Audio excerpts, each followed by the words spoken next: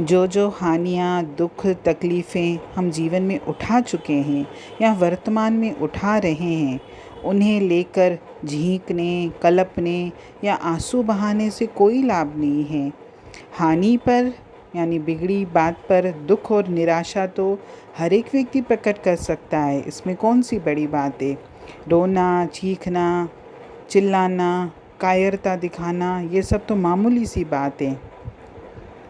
महत्वपूर्ण बात तो ये है कि जीवन में जो बात बिगड़ी है, जो हानि हुई है, उससे अधिकतम लाभ हम कैसे उठाएं, अपनी बिगड़ी बात को कैसे संवारें, टूटे हुए को दुरुस्त कैसे करें, रूठे हुए को मनाएं कैसे, और कण कण एकत्रित करके चीज़ को संपूर्ण कैसे बनाएं। महत्वपूर्ण ये है, ना कि महत्वपूर्ण ये है कि जीवन में जो भी हुआ है, मेरे साथ कुछ भी कोई भी गलत बात हुई है या मेरी कोई भी बात बिगड़ी है या मेरे जीवन में कोई परेशानी या कोई हानि हुई है, तो मैं दिन भर उस पर दुख प्रकट करता रहूं, निराशाजनक बातें करता रहूं। ये नहीं करना हमको।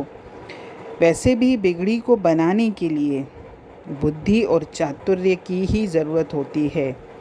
हानि पर यानी बिगड़ी पर रोने के लिए आलस्य, कायरता, मूर्खता की ज़रूरत है। यानी अगर हमें कोई चीज़ संवारनी है तो मुझे बुद्धि से, विवेक से, चतुराई से काम लेना पड़ेगा।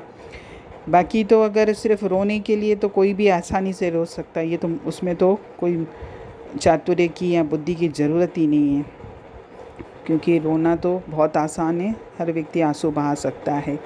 तो जब ये मूर्खता की बातें हैं, ये कायरता की बात है, तो मैं मूर्ख क्यों बनूं, मैं क्यों कायर बनूं, मैं क्यों न अपनी चिंता के कारण को दूर करके उसे आशा, उत्साह और प्रेरणा में परिवर्तित करूं। जीवन में हर मनुष्य ये प्रयास करे कि अगर प्रकृति की तरफ से या संसार की तरफ से या मेरे कर्मों के हिसाब से अगर कोई बात मेरी बिगड़ी है भी, तो मैं उस प्रभु का दामन पकड़ूं, उस प्रभु से प्रार्थना करूं कि हे प्रभु, प्रभु से ये प्रार्थना कभी मत करिए कि मेरे दुख को दूर करो, बल्कि प्रभु से ये प्रार्थना करिए।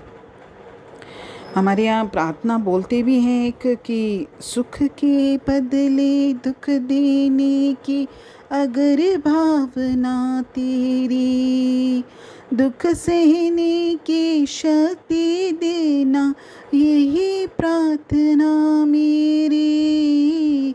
हमको यही प्रार्थना करनी है कि प्रभु अगर जीवन में किसी भी कारण से है, तो सबका कर्म का ही हिसाब किताब, लेकिन दुख सहने की शक्ति दे तू मुझे, तो जीवन में और इतनी दुख सहने की शक्ति के साथ साथ ये बुद्धि दे मुझे कि मैं इस अपनी बिगड़ी बात को भी संवारूं।